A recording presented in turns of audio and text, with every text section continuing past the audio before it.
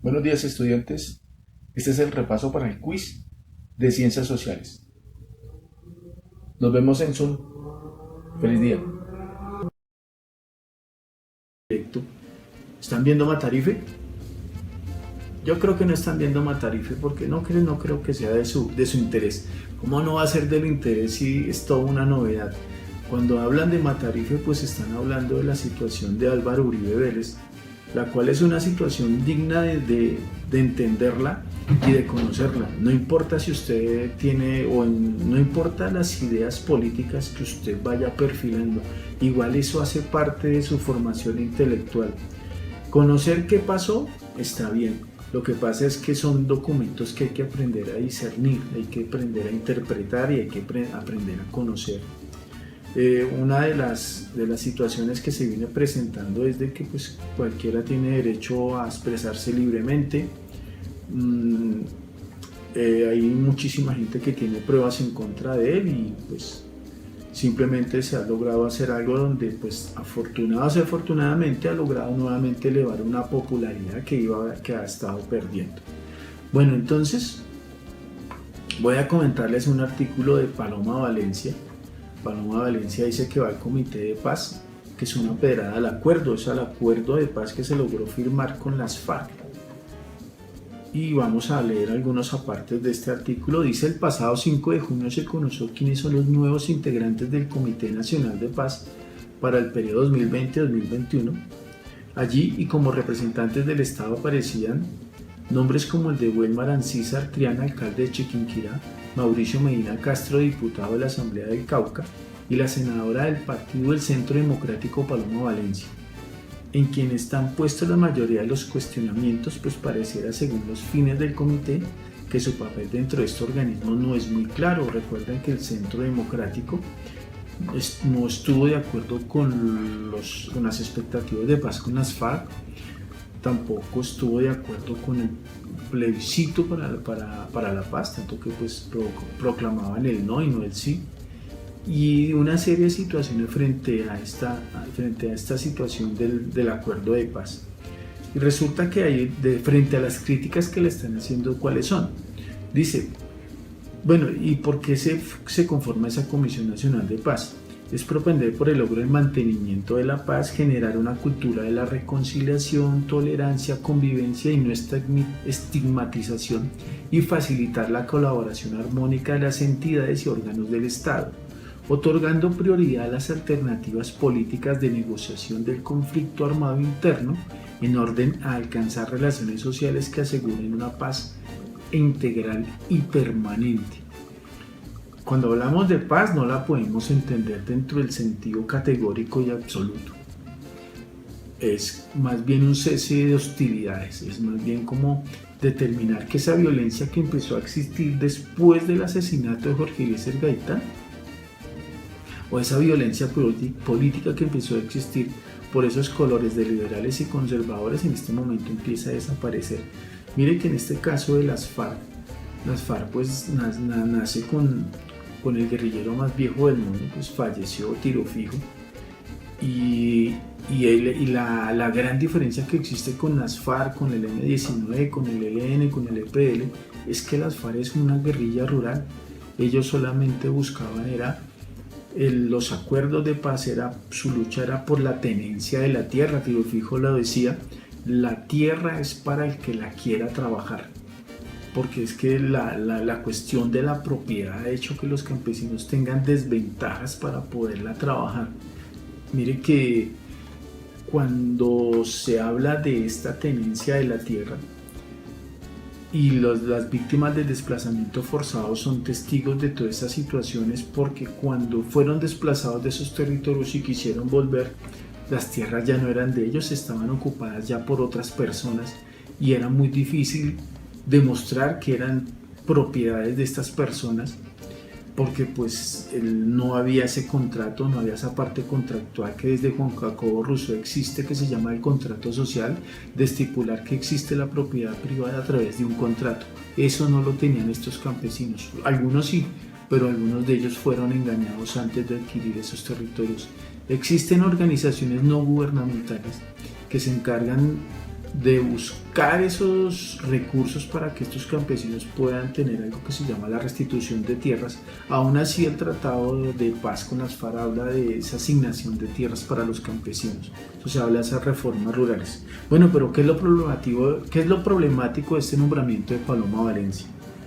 En este contexto hay que resaltar que la decisión de los nuevos integrantes del Comité Nacional de Paz viene de la mano del Alto Comisionado para la Paz, quien también ha recibido críticas a su gestión. Incluso recientemente desde el Senado se advirtió que su trabajo era invisible para la implementación del acuerdo de paz, pues ha brillado por su oposición e iniciativas con las 16 curules para la paz, pero ha resultado por su apoyo a la decisión de Estados Unidos de incluir a Cuba en la lista de países que apoyan el terrorismo. Lo malo de estas ideas de derecha e izquierda es que los de derecha creen que por apoyar una cuestión social, entonces uno es de izquierda. Y algunos de izquierda creen que porque de pronto algunas personas más bien prefieren las ideas de control social y político, entonces son de ultraderecha. Entonces esta polarización hace que realmente no sepamos como cuál debe ser el rumbo real de las cosas. Por eso es que existen ideas de centro, pero es que hay ideas de centro izquierda y hay ideas de centro derecha. Lástima que no estemos personalmente para poder hablar cómo podemos determinar que una persona es de izquierda, derecha y de centro. De esta forma pareciera que por esa misma línea iría la elección de la senadora Valencia, pues su posición desde los diálogos en La Habana ha sido contraria a lo firmado. Lo que amenaza al gobierno del comité, pues no es menor la anotación sobre la apuesta política que ha hecho el Partido Centro Democrático, apuesta que tiene como uno de sus resultados la poca atención e importancia que éste le ha dado a lo pactado, posición que ha implicado que a la fecha cifra de personas en proceso de reincorporación asesina es de cerca a las 200. Ojo, porque es que esta situación también ha dado que han desaparecido líderes sociales, líderes y lideresas, porque a los dos hay que nombrarlos. El éxito del proceso de paz es el compromiso del gobierno, porque pueda que existamos muchísima gente comprometida, porque lo importante de un conflicto armado es que esto pare. Y cuando uno dice pare, pare ya, ¿sí? No disparen más, pongámonos, sentémonos a hablar qué necesitamos para llegar a esas cuestiones tan difíciles que se llaman la reconciliación y la paz. La verdad es que cuando existe un perdón necesario, y en este caso el perdón debe ser necesario, es que no es una opción el perdón, aquí es una cuestión necesaria, es algo que pasa por encima de como de muchos escrúpulos de muchas personas, pero los que han vivido de cerca el conflicto saben, y hay un libro que se llama Perdonar lo imperdonable. Ustedes leyeron ese libro, la verdad, las ideas que se tienen frente a estas situaciones cambiarían el 100%. Bueno, entonces, ¿qué pasa con Paloma Valencia?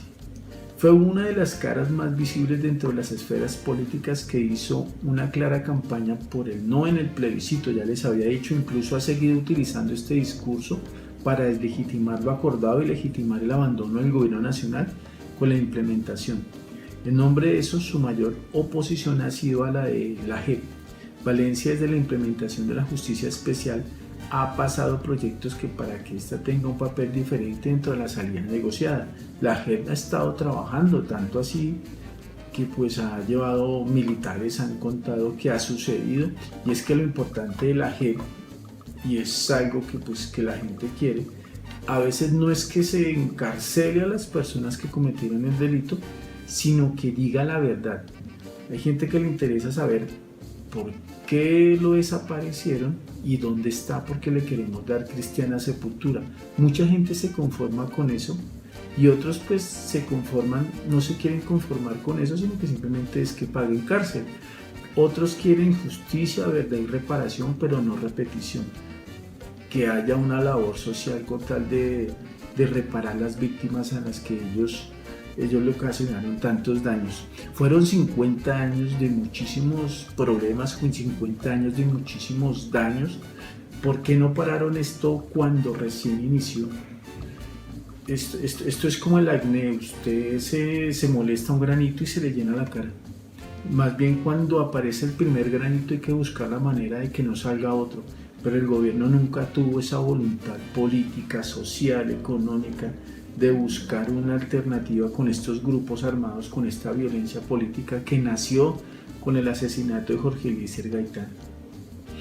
Ojo, porque es que adicional a esto, la contraparte que le nace a la guerrilla, que en alguna vez tuvo una causa política, una ideología, pues se dañó con la alianza con el narcotráfico. Y pues nacen los grupos paramilitares que dicen que es un guerrero con causa política. Estos grupos armados estuvieron financiados por hacendados, por gente del gobierno, pero a la casualidad que también intervinieron gente del narcotráfico. ¿Y qué es lo que hacían estos grupos? En ocasiones lo que hacían era cuidar las rutas de narcotráfico que algunos de ellos estaban a cargo de los narcotraficantes de turno. Entonces el problema se vuelve más complicado todavía, porque es que ya son carteles, ya no son delincuencia común, ya es otro nivel, como dicen ustedes. Por otra parte, es necesario nombrar que otro de los riesgos es el nombramiento de la senadora en el comité y en relación con el concerniente al segundo punto del acuerdo, el cual plantea la participación política en la apertura democrática, es la fijación dentro de su labor en el Congreso y en la Comisión de Paz para restar importancia a quienes llegaron al sector público en representación del partido de las FARC. Dentro de esos acuerdos se establece que las FARC tengan unas curules en el Congreso. Pues para tener una curul en el Congreso primero debe ser elegido por voto popular, pero el acuerdo dio unos curules para que, como son una fuerza alternativa revolucionaria, ya no son Fuerzas Armadas Revolucionarias de Colombia, Ejército del Pueblo, sino Fuerza Alternativa Revolucionaria del Común, ahora es una fuerza política. Pues desafortunadamente algunos de ellos han desertado, algunos han regresado a las filas de la lucha, pues eso no es una lucha, ahora se llama disidencia y eso los convierte ya en delincuentes. Pero lo importante en este momento es mirar a ver qué se puede hacer con ese acuerdo. La idea es que esto no vuelva a ser una guerra, porque entonces, ¿cuándo vamos a terminar esto? ¿Cuándo Colombia va a ser un país libre de violencia? Miremos en Latinoamérica cuál es el país que tiene guerrillas. Pensemos por qué los otros países ya no las tienen, por qué han podido terminarlas, por qué han tomado de pronto tal vez el camino de la política, que en este caso lo está haciendo las FARC. Y bueno, también lo hizo el M-19 cuando desapareció. Ojo que el M-19 es una guerrilla urbana, es totalmente diferente lo que buscaban las FARC. La FARC busca la tenencia de la tierra, el M-19 buscaba la igualdad social a partir de sus ideas, a partir de lo que ellos comentaban y sus acciones, que eran realmente extraordinarias, no extraordinarias de lo buenas, no, eran bastante fuera de lo normal, ¿sí? Tanto de poderse robar la espada de Bolívar, tanto de poderse robar unas armas del Cantón Norte haciendo un túnel y sacarlas del Cantón Norte ya en las 5 en séptima. Historia del conflicto armado en Colombia. Mariano Ospina Pérez llega al poder en 1946. Al querer evitar la violencia, repartió puestos a sus opositores, pero al no lograrlo en todas las regiones las disputas aumentaron. Poco a poco el abuso de poder y la compra de armas, conservadores y liberales empezaron a participar un enfrentamiento. La violencia estalló en 1948 con el asesinato de Jorge Eliezer Gaitán. Sus seguidores provocaron disturbios en casi todo el país. En Bogotá, desde las emisoras vociferaban "Vamos a hacer la revolución". Pero no hubo revolución, solo violencia. Los pueblos se convirtieron en tumbas.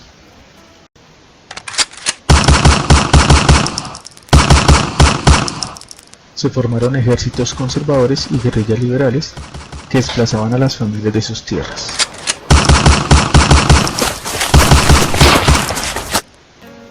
Los enfrentamientos acabaron con más de 300.000 personas. En 1953, el general Gustavo Rojas Pinilla dio su golpe de estado. Rojas decretó una amnistía general y la mayoría entregó las armas. Rojas Pinilla se convirtió en un líder carismático. Empezó a distanciarse de los partidos tradicionales. La oposición de conservadores y liberales se manifestó por medio de la prensa, donde la solución de Rojas fue cerrarlos. En esta dictadura bajó el precio del café, se aumentaron las protestas sociales, hubo oposición conservadora y liberal y el descontento de los industriales. Después de la dictadura de Rojas Pinilla, se inició la estrategia de alternar el poder para dar fin a la violencia política que tenía el país. Ya aparecieron los grupos Las FARC, el ELN y el M-19. Estos grupos luchaban influenciados por el socialismo contra la injusticia, la exclusión política y por el dominio de las tierras. Al principio las guerrillas no tenían capacidad militar, pero todo terminó cuando el narcotráfico permitió financiar peligrosos ejércitos, intimidando a ricos y a pobres, y el que podía pagar una vacuna estaba obligado a financiar la revolución. Entonces el gobierno inició una lucha contra el narcotráfico. La respuesta del cartel de Medellín fue amedrentar a la población con bombas, asesinatos y secuestros. Las décadas de los 80 y 90 estuvieron marcadas por el terror.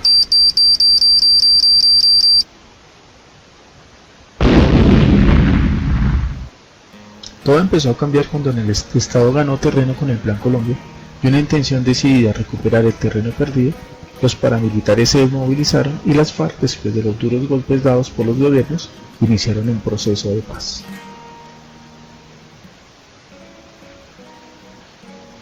A todos, muchísimas gracias por su atención. Los espero en los encuentros en Zoom. Feliz tarde.